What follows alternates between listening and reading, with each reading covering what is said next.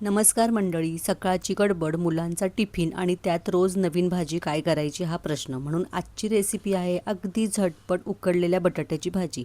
कांदा लसूण न घालता आणि लाल तिखटाची छान चव देऊन ही भाजी काही मिनिटातच तयार होते आणि चव मात्र एकदम मस्त. चला मग लगेच चटपटीत असा बटाटा तयार करूया. त्यासाठी सगळ्यात अगोदर 5-6 बटाटे मीडियम साईजचे घेतलेत. कुकरमध्ये याच्या 3 शिट्ट्या देऊन हे शिजवून घ्यायचेत. बटाटे आपले इथे शिजवून झालेले आहेत. वरची सगळी सालं काढून घ्यायची आणि आपल्याला हे बटाटे चिरून घ्यायचेत. तुम्ही टिफिनसाठी ही भाजी करणार असाल तर आदल्या दिवशी जरी बटाटे शिजवून फ्रीजमध्ये ठेवले आणि दुसऱ्या दिवशी सकाळी गडबडीत ही भाजी केली तरीसुद्धा अगदी 5 ते 10 मिनटामध्येच ही भाजी तयार होते.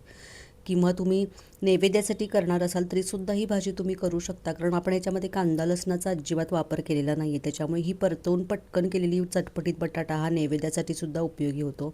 सगळे आपले बटाटे इथे चिरून झालेले आहेत. त्यानंतर गॅसवरती एक कढई गरम करून घेतली. त्याच्यामध्ये अर्धा टेबलस्पून तेल घातलेलं आहे.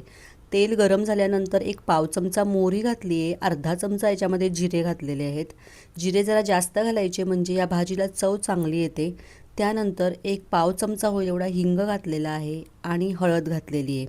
सगळं मिक्स करून घ्यायचं. इथे फोडणी अशी खमंग झाली पाहिजे. चांगले जिरे पण फुललेत आणि मोहरी तडतडलेली आहे.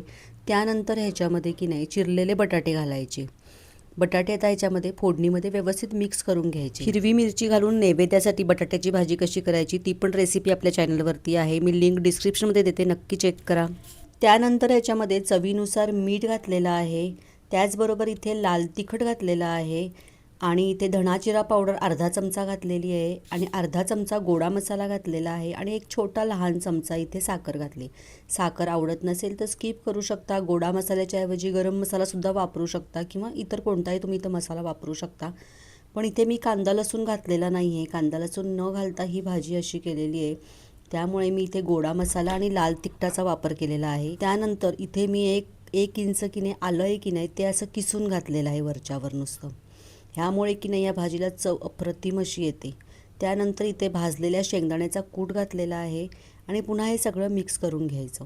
ही भाजी नुसती अशी परतवूनच करायची. याच्यावरती झाकण ठेवायची गरज नाही किंवा वाफ काढायची सुद्धा गरज लागत नाही, कारण आपण हे बटाटे ऑलरेडी अगोदर शिजवलेले असतात. फक्त आपण हे तिखट मीठ साखर जे घातलेलं आहे ते विरघळण्यासाठी म्हणून ही भाजी एखाद मिनिटभर परतून घ्यायची.